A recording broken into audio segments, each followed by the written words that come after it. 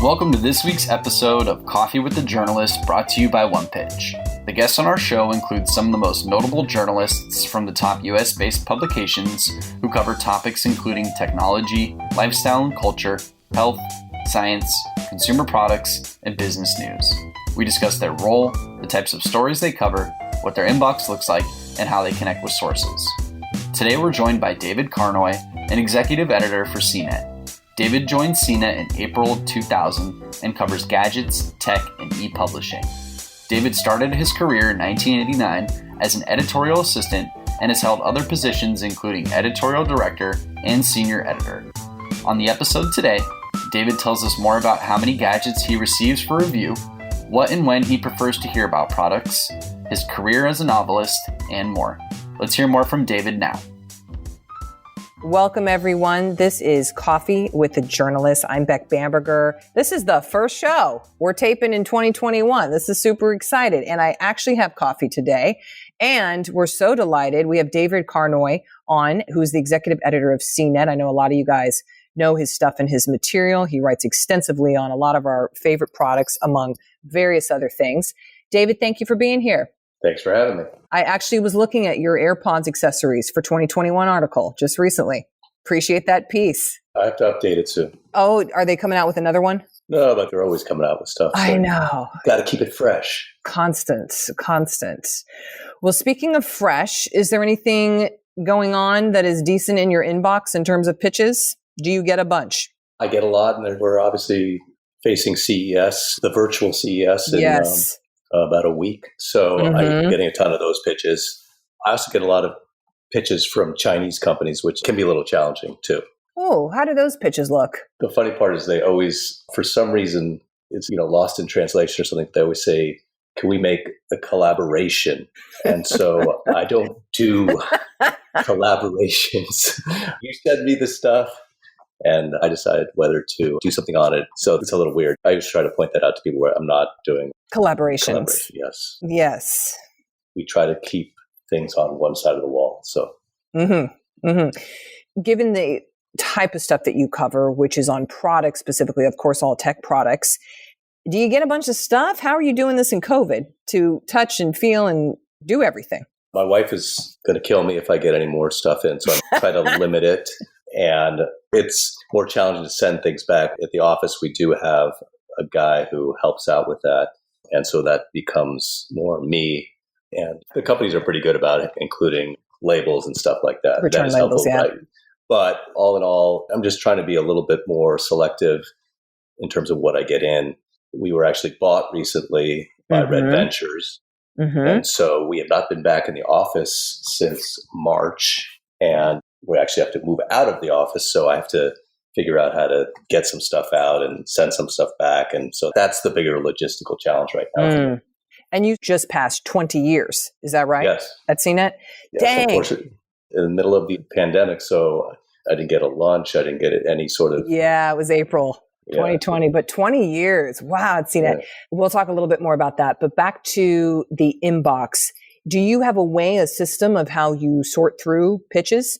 No, not really. Honestly, I'm actually relatively good about responding if it's something that's actually in my wheelhouse. Some editors let a lot of stuff go by and miss a lot of things. And I had people who worked for me who did that, which I was not happy about. Ooh. But I'm pretty quick at identifying stuff that could be interesting. And I kind of go from there. And I then sort of ask a few questions sometimes to see maybe a price point, or sometimes the product isn't necessarily available in the US. That can be an issue. So we're more geared towards facilitating commerce so that the thing is actually available for sale. I don't do as much rewriting press releases and saying a product has been announced. I'd rather have some sort of hands-on with it and be able to say something about that. There are exceptions. Say, for instance, just before I got on with you, Bose came out with a new open ear earbuds. Open ear? Yes. They sit on top of your ears. They're sport earbuds. So I quickly had to write that up. So certain companies, higher profile companies, were going to cover those releases because they tend to do a lot of traffic, and that certainly factors into our coverage. We also have a speed desk that does some quick announcements and stuff like that. That's something they want to cover, a short product announcement stuff. So that does still happen, but that's a little bit more part of our news team. Gotcha. By the way, for anyone who's listening, you scan David's author page. I mean, it's just constant, the best. I mean, you did fire pits, the best over-ear headphones, PC speakers, gaming headsets, Xbox gaming headset. What was your top product from last year in terms of just, did it surprise you and how it surprised you? In terms of traffic or in terms of actual just top product? You personally, where you're like, dang, I really like that thing. I would buy that. I think the AirPods Max is rather expensive. I'm talking to you on it right now. You sound good. So in terms of, I cover a lot of headphones.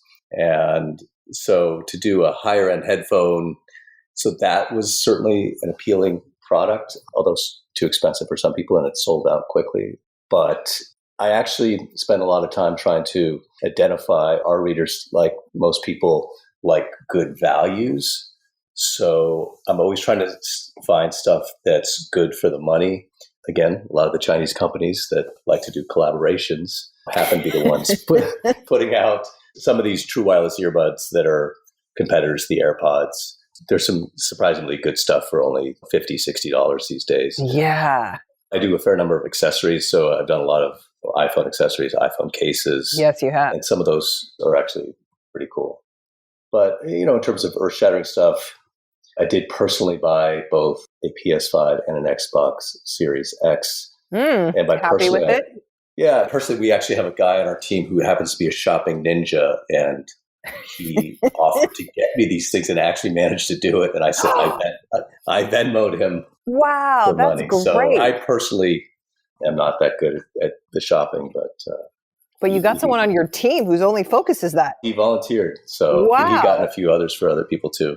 One tip is you can't double order at Costco. Apparently, he managed to get an Xbox Series X at Costco, but then they didn't allow him to get a second one. So, interesting. Online, I'm assuming, like an online purchase where you can't hit the two buttons.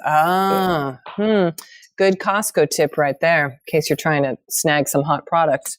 David, we do talk on the show about making a great story and how that comes to be. Does it happen sometimes with you're just on a walk with your dog and something strikes you, or you're like, I saw two things on Twitter and I got in a rabbit hole and then I got this investigative piece, or, I actually got a really good pitch and I decided to go into this.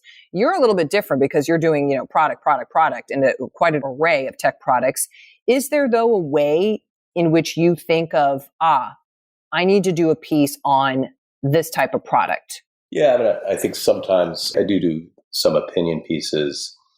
I used to have a column for a long time. And I think in some ways I am, in many ways, a typical CNET reader. So if I want something or I'm interested in something, it tends to resonate with our readers. So if I have questions about something or I try to find an angle on a product, oftentimes we do 5 different articles on a hot product.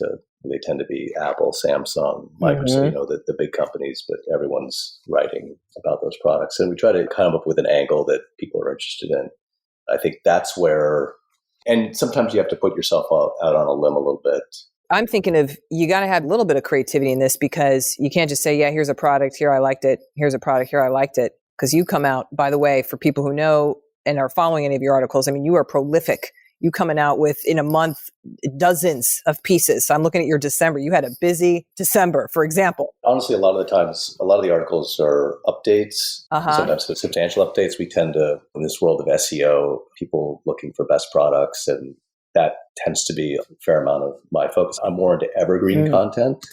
So, and I think in terms of pitches, we're looking for stuff that isn't so much, we have our news team, that's what they do.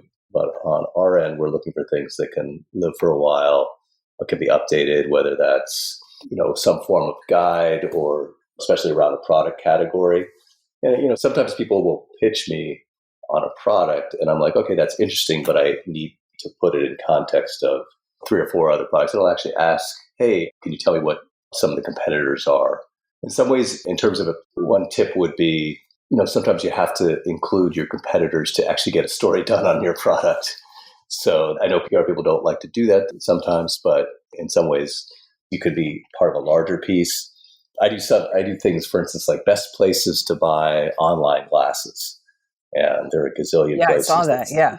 There are a gazillion places that sell them. And some people pitch me, some people I reach out to in terms of who I think are the major players. But I'll say, like, how are you different from your competitors? And they'll have to try to tell me, because these things seem on the surface pretty similar. So to get any context in terms of your whatever market you're in is helpful. How do you determine doing something like on the one you did on Christmas, high-tech ski gear? Do you always do ski gear, for example? Or were you like, you know what? Yeah, I want to talk about ski. Yeah, I mean, some of the things are personal passions. Yeah. And so I ski, and I started going to they have these events that are similar to tech events, but for the outdoor market. They were having some of those in New York. And so I noticed CNET is branching into all kinds of areas, not necessarily just tech. We're doing mattresses, for all kinds of items. So, a little bit more Consumer Reports-ish, would you say? No, I mean, I think it's just more, I wouldn't say we necessarily get into such exhaustive testing, but the idea is just to get into more areas where people are looking for buying advice and providing that. Let's go back to the ski story. So the ski piece came from a personal interest. Yeah, and it's interesting because over the years, I've done that for probably 5 or 6 years, and I generally way back. I'm generally updating the story, and it's based on largely SEO, and CNET does really well SEO, so we can go into almost any category and rank pretty high pretty quickly. So you can even take something that isn't what you associate with CNET, like high-tech ski gear, and all of a sudden pops up. I'll get some PR people like, hey, they notice that it's ranked pretty high, and suddenly they're asking if their product You're could be on the featured. list. Yeah. And so they're surprised because it'll drive more traffic to their client than another story from outside magazine or something that you would think would be a leader in the category. So that, I think, surprised a lot of people. And it generally takes a little bit. I'm fairly well-versed in ski gear, but I'm not like a hardcore. That isn't my first and foremost thing I do. So it takes a little while to gain the respect of the hardcore people. Yeah, I mean, I've now skied from a young age and raced a little bit and go out to Jackson Hole every year. So I've skied with some of the PR people, and they think I'm okay now. So only 20 years, David. It took you this long to get the reputation for skiing. Skiing is one of those sports that you can do for a long time and feel like you haven't lost that much. That's very true. I grew up skiing too. Now I'm kind of like, not so much, but it became a very expensive sport. It's a very expensive sport. Yeah, it is, and often constantly freezing. Today's interview will continue after this brief message brought to you by OnePitch. Are you curious to see the unique ways OnePitch helps PR professionals and marketers pitch journalists? Head to onepitch.co to learn about our new OnePitch score and see how easy it is to find the right journalist to pitch your news to. Sign up for your free account today. Now, back to today's episode. Let's do a quick word association game. So I'm going to give you a word and you just tell us the first thing that comes to mind. Does that sound good? Sure. Okay. First one, food. Sushi. Drink. Gatorade. Hobby. Writing novels. Yes, you have 3. We'll talk about that soon. Skiing. Powder. AirPods Max. Rich sound. E-com. All I do. Wearables. Earbuds. The Big Lebowski. I know you're a Coen fan. The Dude Abides. Yes. Journalism. Journalism. Pitch. Catcher. Inbox. Full. That is a common response to that, yes. Now that we've done 50 plus of this. No one's had a positive association with that last word, but thanks for playing that. Speaking of the novels you've written, and we talked about them at the top of the show here, and by the way, I frankly ponder at how someone produces an entire book, let alone 3. You had the debut novel that was even in the top 10 bestseller for Kindle and Nook, as we talked about. What do you read as an author, but also a prolific journalist? Or what are you reading right now that you love? Well, I was reading a lot of politics for a while with the election. Sure. It varies. I actually read more nonfiction than fiction, believe it or not. It's harder to find necessarily fiction books that I like. So, and I also have 4 kids, so that eats into my time as well. Oh, yeah. I would say leisure time is not high on your list. I'm looking what I have in my phone here because I tend to read on my phone, believe it or not. Oh, really? Not the hard regular pages. No, and I used to read a lot more on the subway because one-handed. Oh, I know. I don't do that anymore. I was reading this guy, Sam Lipsyte, I went to Columbia for an MFA program. So he came out with a novel called Hark, not too long ago. A bad time to release a novel in the beginning of the pandemic. So I'd liked one of his previous books, so that's what I was reading right now. And then I was starting to read Kurt Vonnegut again for the hell of it. Cat's Cradle. Yeah, okay. Some classics. Read Bad Blood, which was... oh, that's amazing. So my favorite is a nonfiction that reads like a ridiculous fiction. Yeah, I like that. You cannot believe it. Red Notice. Yep. I was reading a book by this guy, Kevin Wignall, To Die in Vienna, A Death in Sweden. I think he's a guy who was probably self-published initially and got a contract. How well he did as a self-published author, so he's been doing well. See, that's a rare thing. You don't usually hear that, self-published, and then they get a nice big deal. Well, that's what happened to me. Oh, really? Yes. Tell us a little bit about that. So you just self-published and then you got some attention? I had a big agent and thought I was on my way, and actually had Simon & Schuster was interested in doing my first book initially. But when I first came to New York, I worked in publishing. And these days, it's not good enough usually for just one editor to want back in the day, it used to be if one editor wanted your book, they could acquire it, he or she could acquire it. Now you need to build consensus. You need a marketing department. And so this one senior editor wanted it and couldn't build consensus around it. So it's largely based on how they think they can market it. So it got rejected. They want to know how many books they get. I don't know. They just have to. It got rejected. Be clear. It got rejected by about 20 publishers. This is in the early days of Kindle and stuff like that. It was even before the Kindle came out. And I decided, I had a friend who knew someone back in the day.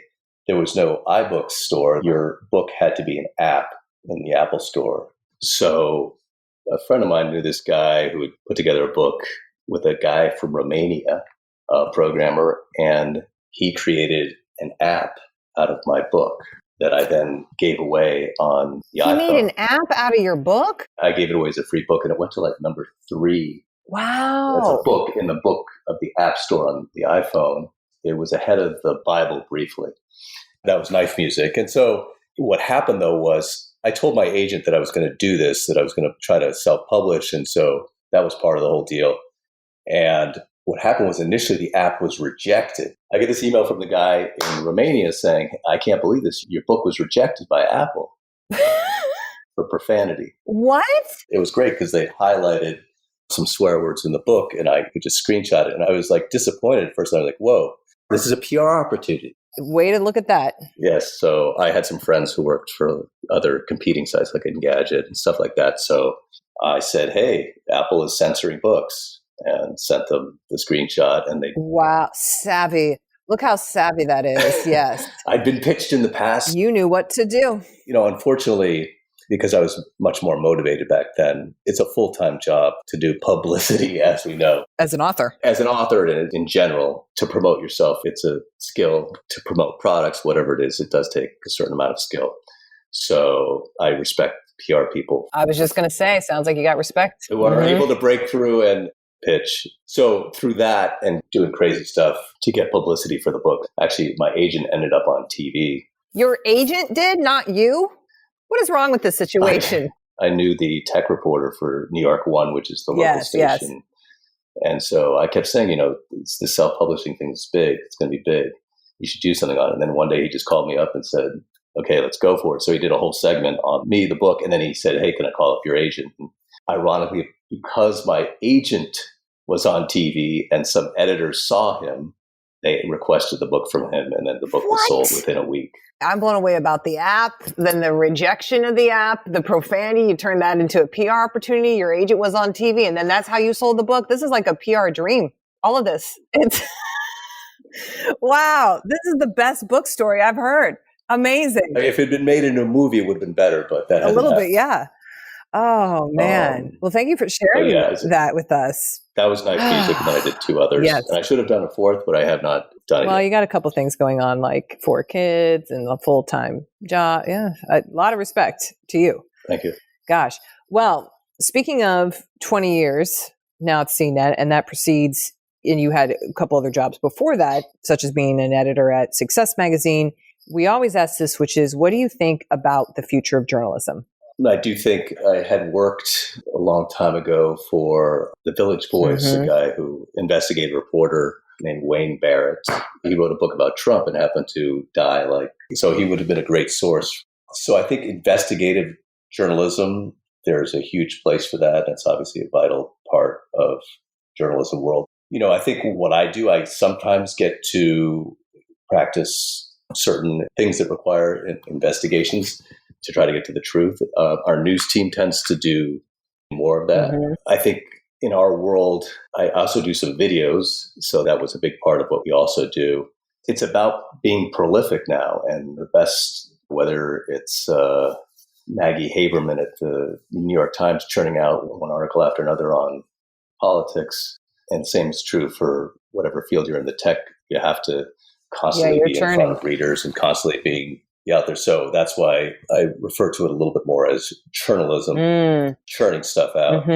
Back in the day when I used to work for magazines, you had to fit your words to a page. Yes. And now there are fewer outlets that provide the training for younger people to become so-called seasoned journalists. And I learned a lot from editors. And now, I think people just kind of learn on the job, so to speak, and crank it out. And to a certain degree, unfortunately, I would say you kind of either got it or you don't. And you can learn things along the way, but there's just, if you're at some of these, if you're not dealing, I have someone who edits me who's actually helpful, but you kind of have to have a good editor. And sometimes it's questionable whether how much stuff is getting edited. And sometimes in our world, being first is very important.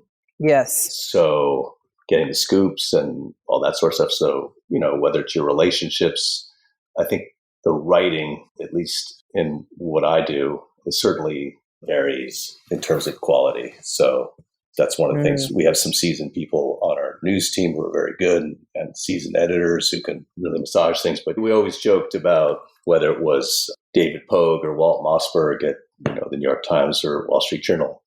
Those guys had the benefit of having great editors, and it always would be interesting to see their raw copy because that tells the real truth of what was. So I think journalism is extremely important, especially in a world where the truth is being questioned. I was talking to a guy the other day. He's like, "You don't really know what the truth is anymore," and I was like, "You kind of do." You know what it is. So I think that's, fortunately, I think people, they filter their worlds through whatever media outlet. That's a scary comment, by the way. I do think that maybe that's the moral of the Trump story is, yes, he was a perfectly reasonable guy and he was fine with discourse and wasn't arguing. And the fact that he said, you don't know what the truth is anymore. That's, I think, the roughest aspect of these times is how mushy things have gotten and how people actually don't really try to get at the truth. And I wish we'd spend a little more time trying to do that. On both sides, I think. That's the scariest phrase I've heard. Well, and it goes into so many things, but if it's like, okay, we can't agree on this man was killed, let's say, on this time at this place at this thing, it's like, wow, if we can't agree, the planet's hotter. Okay, we can't agree on that. We got problems. I think this goes into a whole other conversation, but yeah. Unfortunately, it may end up coming down to courts being the arbitrators of the truth. Yes. Interesting. I don't know what else is, and maybe that's not going to work either. But I tell my kids, they're holding an iPhone in their hand that is however many times more powerful than computers 20 years ago, let alone from when I was a kid.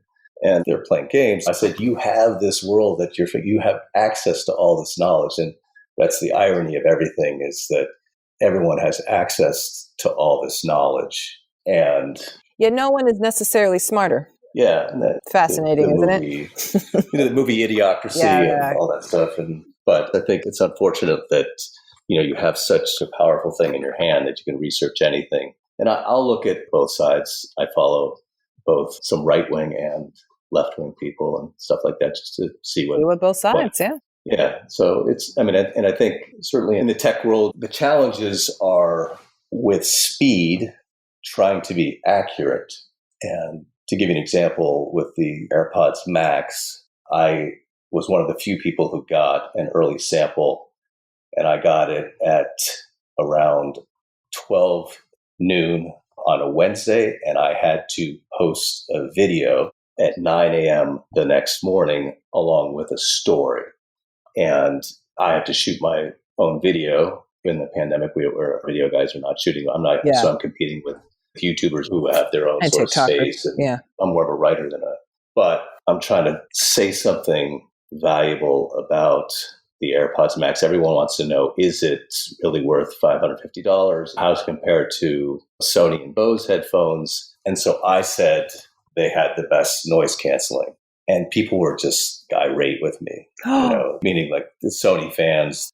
And this is on YouTube. And so, there are other people, you put yourself out on a limb to make a declaration like that. And it took a lot of people several days. They're like, how can you do that after just a few hours of being with the headphones? And I'm like, this is kind of what I do. I listen to a lot of headphones and I listen, and You're an expert. I have to make a call.